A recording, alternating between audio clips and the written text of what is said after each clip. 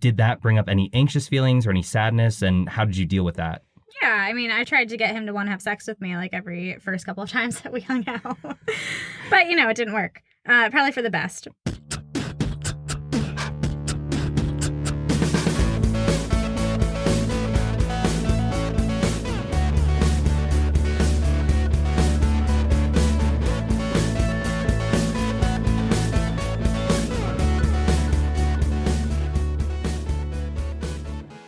Hello, my LGBTQUTs, and welcome back to another episode of A Jaded Gay.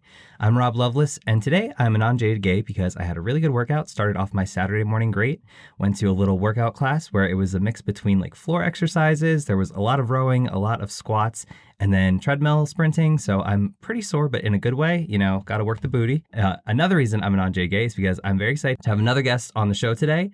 A while back, we had the Learning to Accept Kindness episode, and we talked about how people are sometimes afraid to accept kindness because it can kind of stir up an existential crisis. The experience of being loved, it makes us place more value on ourselves, and maybe we even kind of place an emphasis on our identity as being in a relationship. And then if things don't work out, we worry that losing love might devalue our life and that we might not have an identity as a single person. So with that being said, being broken up with can be really scary.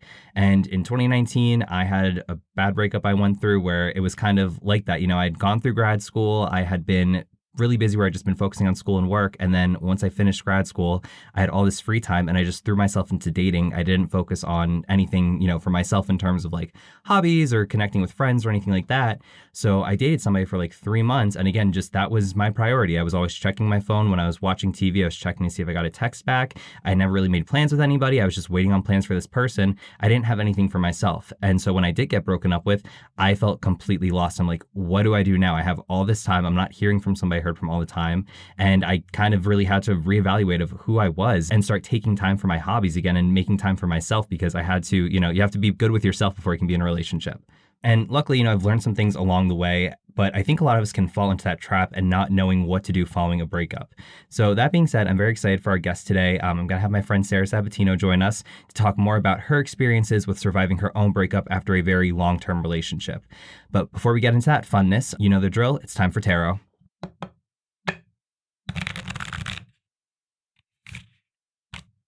So I feel like I drew this card for an episode not too long ago. I don't know, I've been recording a lot lately in the past few weeks, so maybe it's further back than I thought and it's just all blending together.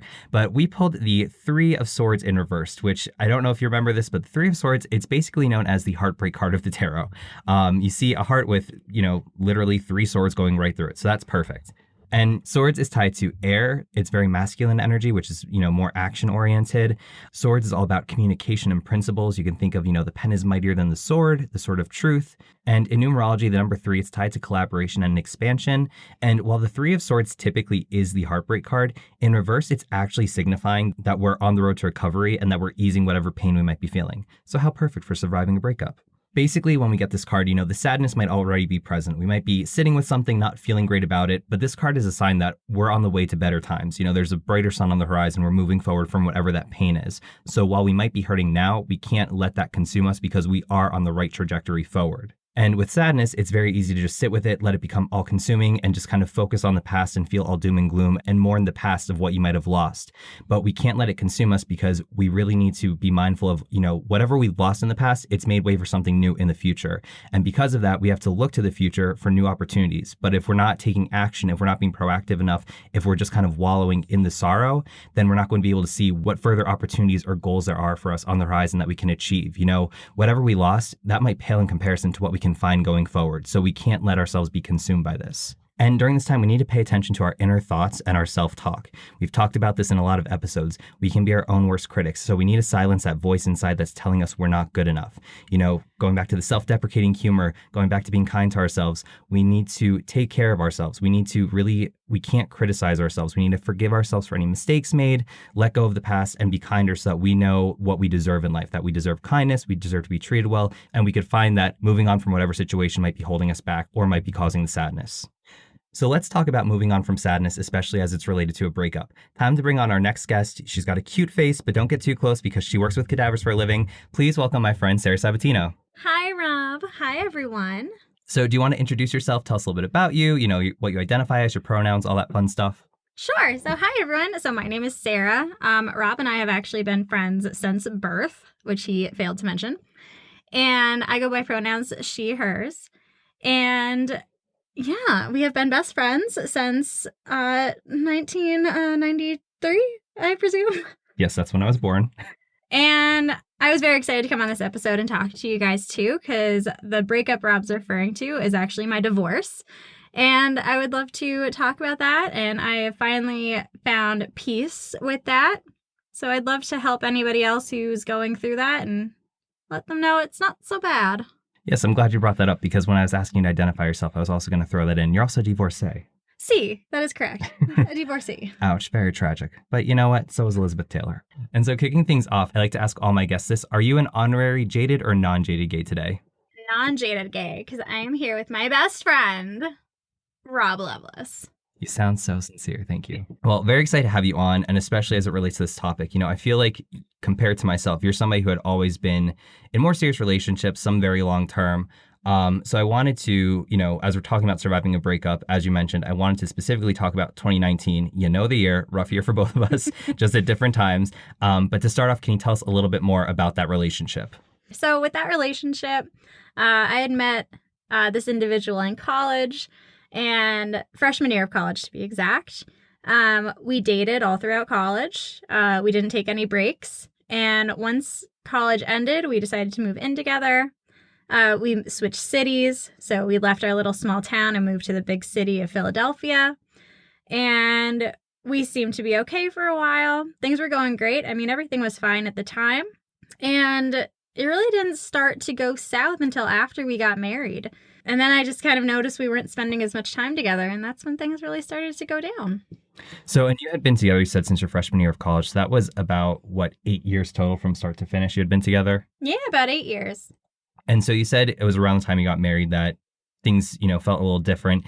Can you talk about what that shift felt like? Or was there anything you really kind of noticed, like when, you know, things began to, I guess, spiral and decline downward? So, you know, with college, you're just kind of going through the motions together. You're trying to get through classes, but you always have something to do. So back when we were going through college, you know, we were always together.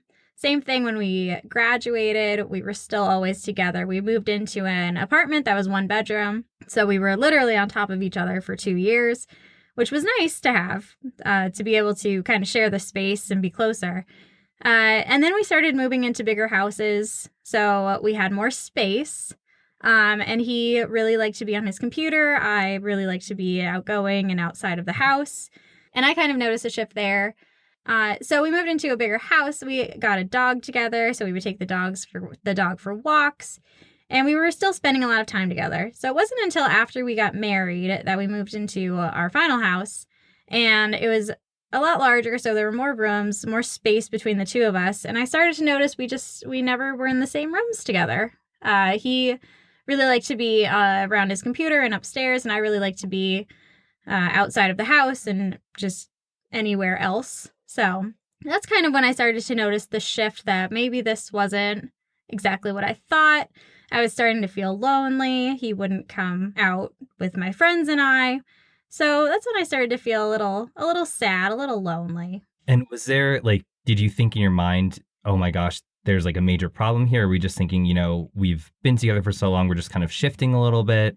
I did start to think that maybe we've been together for so long. Maybe things were just starting to shift into a different direction. And, you know, how are we going to fix this? Like, what should we do to kind of bring ourselves back to what we felt was the perfect relationship in the beginning? Yeah, and I think it's interesting too because, you know, like you said, you had started dating your freshman year of college, so literally 18 to 26. And I feel like that's a really big time because we've talked about this before, but with your 20s, I feel like 20 whatever means something different for everyone. You have people who are getting married, having kids. You have people who are just going on and getting their doctorate. So it's like everyone's around the same age, but there's just such different situations. And I think going through that too, you realize how much you do change, like even just compared to early 20s versus later 20s. So I imagine there was a lot of change and a lot of kind of self-discovery during that time of dating, you know, this guy and then, you know, getting married to him. And it really is, you know, like people say, you need to kind of make sure you're growing together. I agree. And it was interesting at the time because none of my friends were really in serious relationships. They were all kind of single or they were just dating around. And I was really the only one who was in a long-term relationship. So we were still young. We still wanted to go out and we still wanted to go to the clubs. And I was able to do that with them. But I also had wished that I had my person there with me. And he never seemed interested to want to come out with us. So that was another kind of noticeable change. You know, I'm with all my friends who are kind of living their lives, doing their things, and I have to kind of stay reserved while also try to have fun with them, while also not having my person there with us. Do you think he basically was somebody who was very reserved in general, and it was just being in college, he was, you know, with you and your friends, he was forced to be out and about because it was a college environment versus like, you know, once that's over, he's just, you know, at home doing his own thing? You know, college is really where people find themselves. And regardless of your personality type, you fit in with a group of friends that kind of bring out the best in you. And he had good friends that brought out the energetic guy out of him. And I was able to see him more. So in college, it was definitely different. So, and I think we talked about this before, you kind of felt the narrative of like dated in college, now we're moving in together, now we're engaged, now we're getting married, now we're buying a house. It kind of just felt like the natural trajectory. Do you think maybe part of it was wanting things to work and trying to get caught and getting caught up in that aspect? Or do you think there was actually changes that happened later on where you realized at the end of the day, once, you know, wedding's over, all that stuff, you realize like, wait, maybe this is not the right situation for me to be in? 100%. So again, after I graduated college, I went to grad school.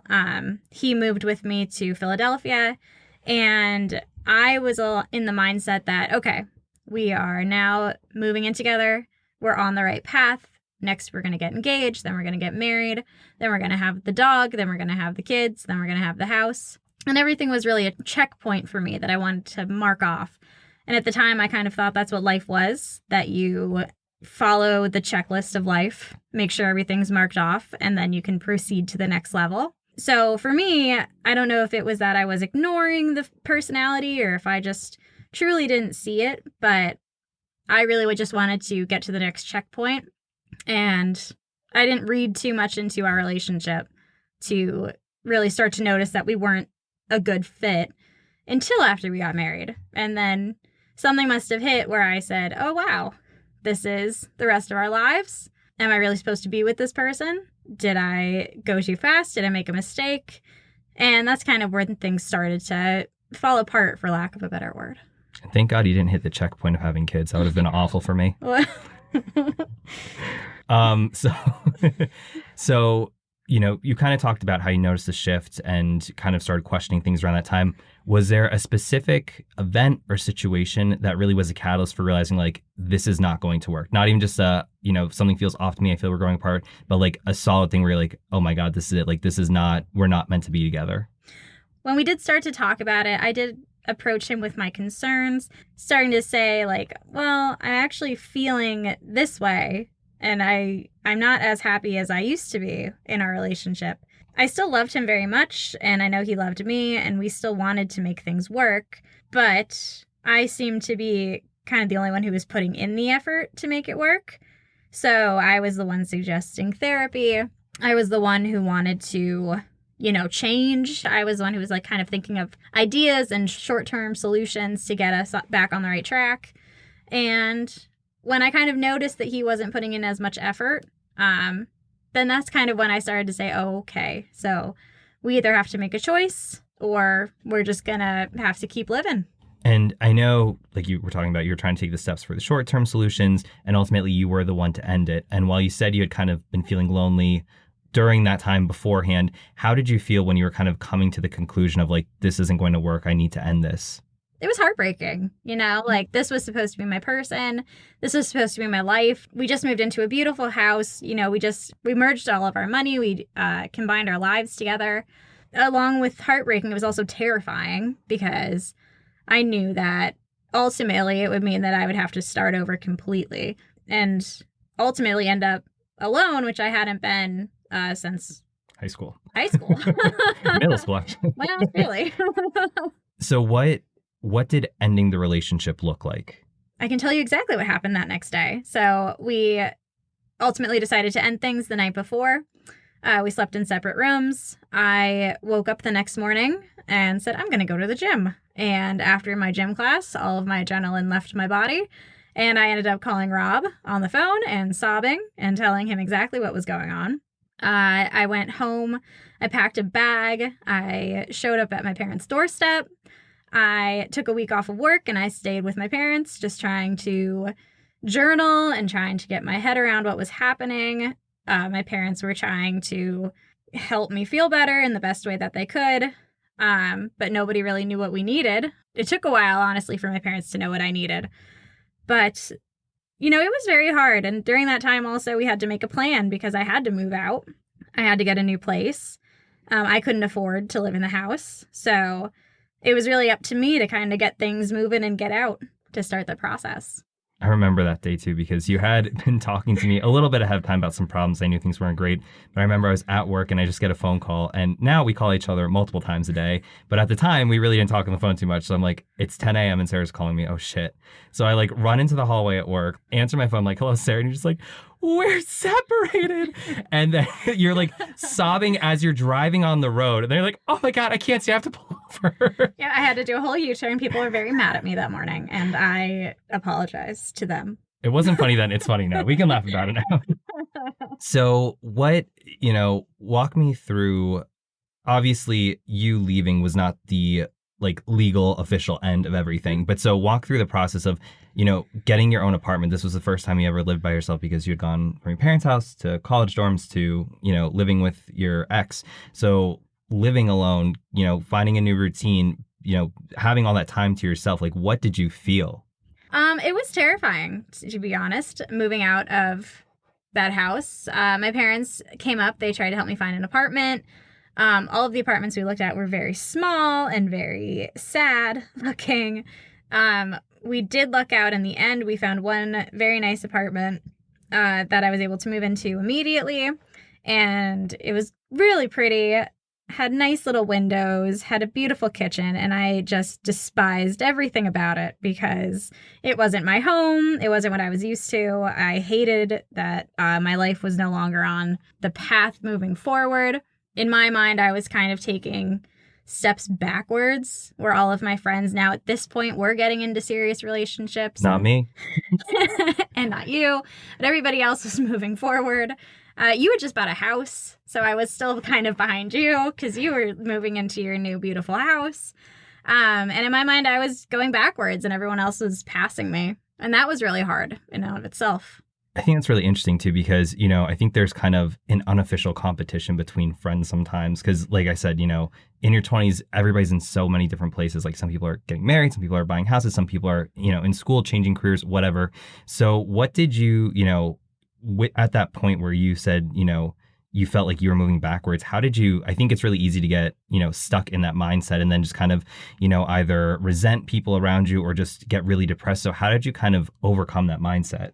It took a long time. I was probably in that depressed mindset for up to about a year, I'd say. No more than a year, but definitely up to a year, where I'd wake up in the morning, hope it was all a dream, look around my tiny bedroom and realize it wasn't, get that gut-wrenching pain that you are all familiar with after a breakup, and just have to kind of push myself out of bed and move on with the day. So that lasted for at least 6 months, where I would wake up feeling that specific way. I lost a lot of weight. I was not in a good mental space. I really relied on my friends very heavily at the time. And yeah, it took a while for me to get out of that.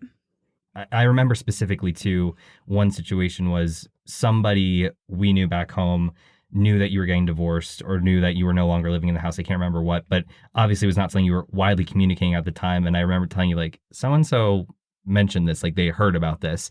And you kind of said like, well, that's my truth. Like that's my reality right now. So did something specific happen that like around that time you felt like, okay, I'm getting out of this mindset? Or do you think it was just kind of accepting that, all right, this is, this is the path I'm on right now. I got to keep going like one day forward and just keep taking baby steps to get to a better tomorrow? Exactly. I think at the time I didn't realize it, but I was very slowly healing. I was taking little steps to kind of wake up, try and be in a better mood every day that I would wake up. I really tried to keep myself busy. So that was actually a good turning point for me was, when we moved into the suburbs, I lost touch with my gym. So having the ability to kind of start over and be in this new apartment that was closer to the city, I was able to rejoin gyms. I was able to start working out again. That was very healing. I got to go to yoga, start meditating more. So those things kind of started getting me back on track and started getting me to accept my situation. And then news spreads, So people started finding out about it that I wasn't telling. And I had to just accept it and say, yeah, that is what happened. And this is the story. And that's all you need to know. And, I think being on your own, there's two sides to the coin. On one side, it could be very liberating and exciting. You have your freedom. Or on the other side, it could be very lonely and isolating. And I think, correct me if I'm wrong, but I think when you first moved in, it was definitely the latter where you felt very alone. Like we had said, you had not been on your own this entire time. And now all of a sudden, plans change. You're not on the path you thought you were. You're on your own. So what did you kind of do because I see you now as a very independent person. You love trying new things. You'll do things with your current fiance or by yourself. You're, whatever. How did you kind of shift that being on your own, from being, I'm lonely, I feel isolated to, this is liberating for me? There must have just been a switch that flipped at some point where, after like probably 6 months, I just started to get my footing back, and I turned into a completely different person than I used to be. I became much more outgoing. I wanted to try new things. I didn't have to worry about putting somebody else into the equation.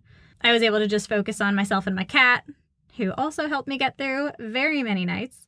And, going on, being able to just have that freedom to come and go from my place, to pay my own bills, to, eat dinner when I wanted to eat dinner. That was kind of when I started to say, this isn't so bad. Like, what I went through was terrible, but I can't let that control my life. I need to start moving forward. I need things to get better for me and for my cat. So at some point, I'd say about 6 months after the move out date, that's kind of when I started enjoying my apartment and, liking the area that I was in and liking the headspace that I was getting to. Yeah, and I remember too, you took a work trip and you told me like you went to a brewery and you just brought a book with you and like went to the brewery and had a drink by yourself. And that's something even, when I'm in the best headspace, I think I'd be a little bit nervous too just because I'm shy and stuff. But I think that was probably around 6 months after you had, moved out of your house and everything. So I think really you just kind of weren't afraid anymore. It was, that's something I never would have done on my own. And ladies and gentlemen, if you are ever feeling sad at any point, just take a book to a brewery, go sit down, have a flight. You will be amazed at how many random men and women come up and talk to you and ask you what you're reading. Wonderful way to meet people. Also, reading is a really good hobby to pick up. So do something good for your brain. So, I know we're kind of talking just in general about, the headspace, the routine, all that stuff. But is there anything specific, besides my phone calls that you think helped you survive the breakup? Was, I feel like we definitely kind of, we've always been good friends, but I think our friendship kind of went to a different level at that point. But, did you reconnect with others? Were there new activities you tried or, you kind of touched upon that, but just a little bit more specifics of what specifically helped you survive the breakup? Yeah, I definitely learned to rely more on my friends. I think at some point everybody gets into a headspace where you contact your friends and you're like, sometimes you feel like, oh, I'm annoying them. Like, I don't want them to feel like pressured to answer me, blah, blah, blah. And I got into a headspace where I was like, nope, I need my friends and they're my friends, so they're going to be there for me. And, it brought me a lot closer to my friends and saying, these are my people. I need them. If they really are my friends, then they're going to be there for me. And everybody who I thought was my friends, they remained to be exactly who I knew that they were. And they were all there for me whenever I needed them. And that was really important to me. So that helped me connect a lot with my friends and helped me form closer relationships than I had had.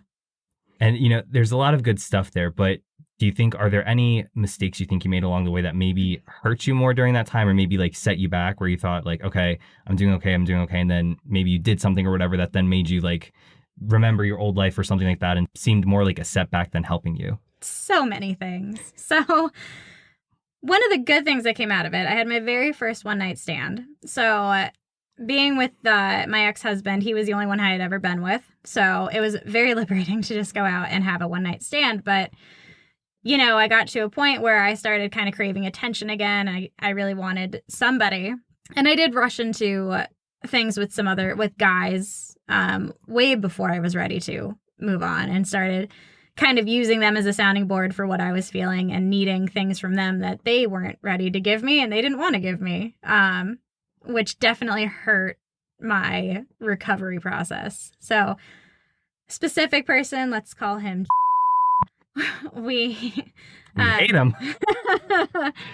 He kind of came out of the woodwork from my past. We struck up a bit of a relationship at the 6-month mark, and that was not healthy for me. And it wasn't healthy for him either to just dive into a recently divorced woman. Oh, literally. Oh, pardon.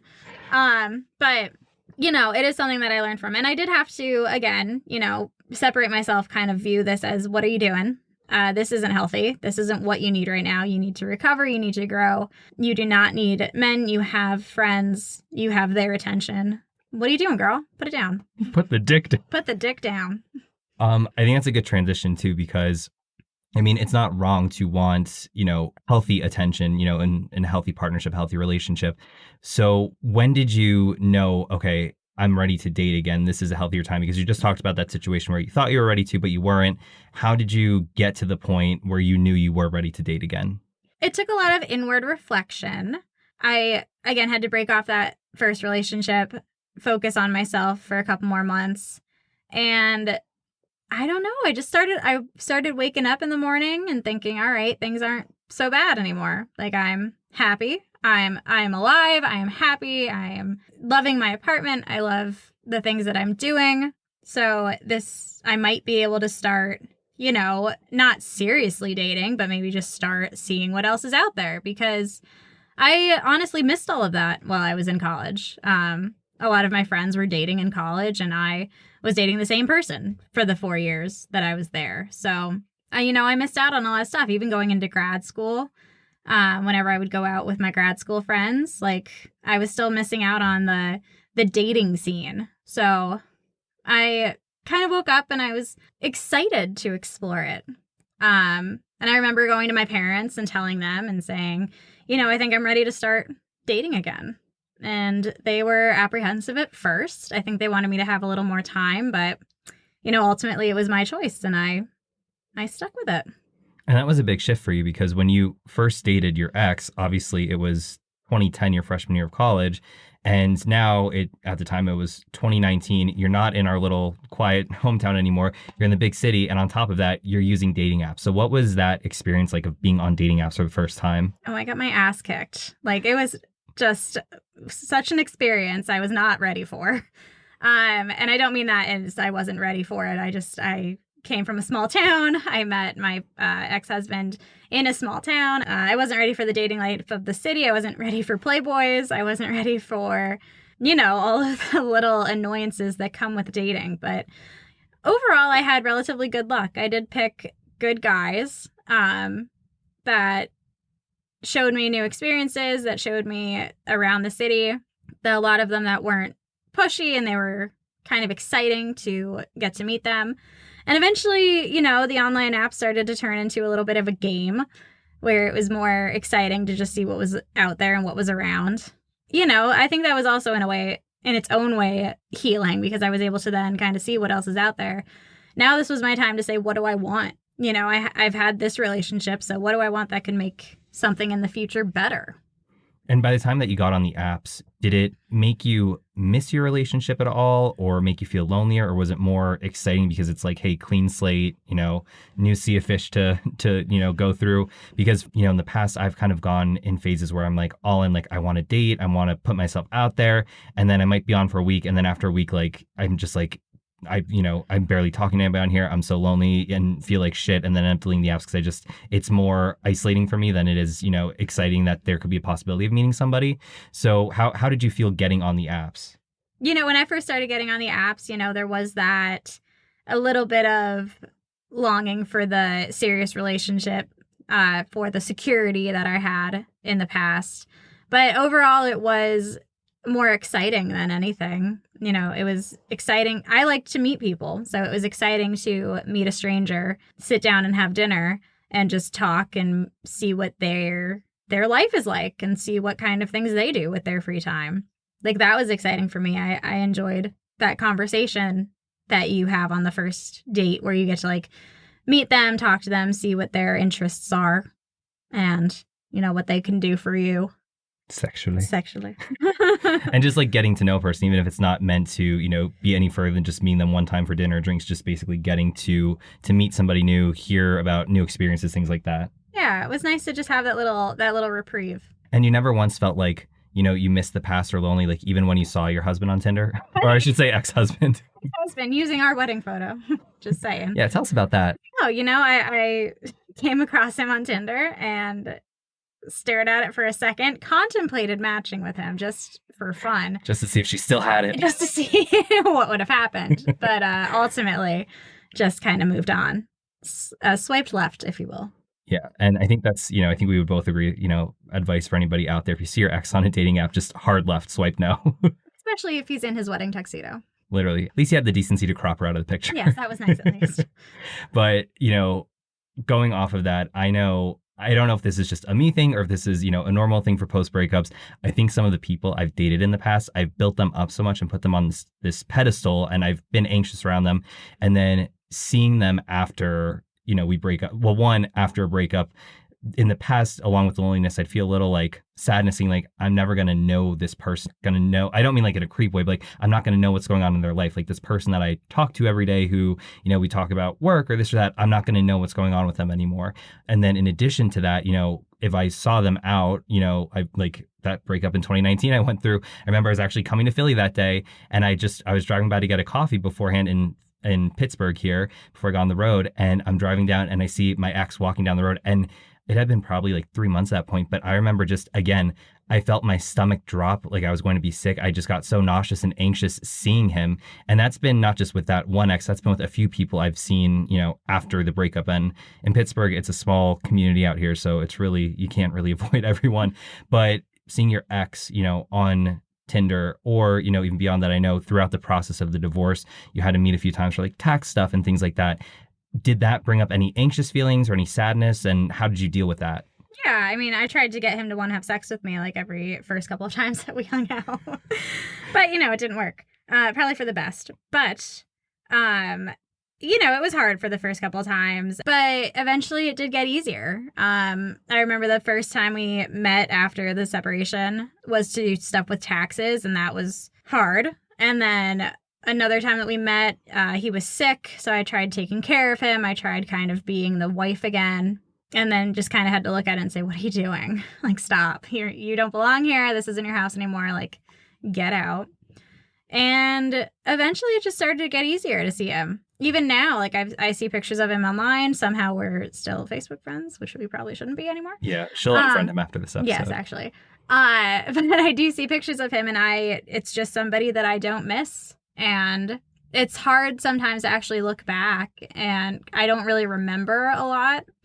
So I don't know if that was just the trauma of going through the divorce, but I don't remember a whole lot about our relationship, good or bad. It's just a piece of my past now. How you said you're not looking back on the past. Again, 2019 was rough for both of us. We remember that time we went to the movies together, and I ended up crying after. But I, that around that time, that was one of the worst experiences I'd been in, not even at the, the hands of the other person, but I just remember feeling like really shitty around that time. I was anxious all the time. There was so much sadness and loneliness beyond just the dating. Like, my job was not going well at the time, all that stuff. And so I think that's been something too that, again, now it's years later, but, as I was getting out of that situation, I think it helped that I stopped looking to the past as much because I knew I didn't want to feel that way. And again, not that it was the other person's fault necessarily, but I knew if this was the right situation for me to be in, I would not be feeling these things. I'd not be feeling this out of control emotionally. And I think that's been something that's kind of been my litmus test going forward, in the present, where I know like I don't want to feel, and not even just dating, but any situation, I don't want to feel a certain way. Like if a job makes me feel this way, if this makes me feel this way, this is an indicator it's not the right thing for me. So I need to figure out my next course correct, my next plan of action, so I don't get back to that place. I never want to feel that way again. I don't think anybody ever wants to feel that heart-wrenching, gut-wrenching, disgusting feeling of a breakup. So, knock on wood, I won't feel that again. Like, nobody ever wants to feel that way from the past. Nobody ever wants to feel the feeling of a breakup. And, we're getting close to wrapping up here. The one thing I did want to talk about is, I think the very beginning of 2019 is when you separated. And towards the end of 2019 is when you started dating your now fiance. And also at the very end of 2019, I believe is when like your divorce was finalized. So, given everything going on from start to finish of 2019, when you got to the point where the divorce was finalized, what did you feel at that time when it was officially over? When the divorce actually went through, not entirely shocking to me, but I was the one who kind of had to spearhead the paperwork and spearhead the entire divorce process because he really drug his feet. He wasn't that interested in really doing much. So I remember going to the courthouse, filing all the paperwork. When everything finally went through, sobbing to the individual at the checkout line, telling her that shockingly, divorces cost a lot more than it does to get married. Just saying. So handing her my credit card, crying, and then being on my way and actually going from there to meet my then boyfriend's, now fiance, but then boyfriend's parents for dinner because it was the beginning of Hanukkah. So we had to go to Hanukkah dinner that night. And it was, while it was sad at the moment, while I was in the courthouse and in the middle of things, I was more of a sense of relief after I left. I was happy that things were finally moving forward. I was happy to kind of be free in a sense. I had been free for about a little bit over a year at that point. So it was nice to actually have the paperwork done and just have that sense of freedom going forward. And, coming up on the end of the episode, I think it's pretty easy to connect to the tarot because today we drew the Three of Swords in reverse, indicating that we're moving on from sorrow, we're releasing pain and moving forward. We've definitely talked a lot about how to do that, going through, the beginning phases of a breakup to coming out on the other side stronger, better than ever. So just, do you have any closing words of wisdom or advice for anybody who is currently going through a breakup? It sucks. And nobody says it's fun, but it really does suck going through a breakup. But that's also the time where you really have to look inside yourself, see what you need as a person. What do you need to grow? What do you need to feel your best? What do you need out of the next relationship? There has to be things that you weren't happy about in the relationship or else it wouldn't have ended. So, what could be done better next time and how are you going to get yourself there? And then just always remember to lean on your friends because if they are truly your friends, they will always be there for you no matter how annoying or sad you are. Very true. Well, thank you again, Sarah, for joining us today. I think this was great. I hope you all enjoyed this. Everyone out there, please remember to rate, review, and subscribe to the podcast. You can contact me, rob@ajadedgay.com. You can follow the podcast on Instagram and TikTok @ajadedgaypod. Also on YouTube @ajadedgaypod. As a reminder, you can become a fan of the show on Patreon for as little as $5 a month. Any donations from that go to supporting the podcast with production, video stuff for YouTube, all that. So I greatly appreciate it. Thanks again for listening. And as always, every day is all we have. So you got to make your own happiness. Bye.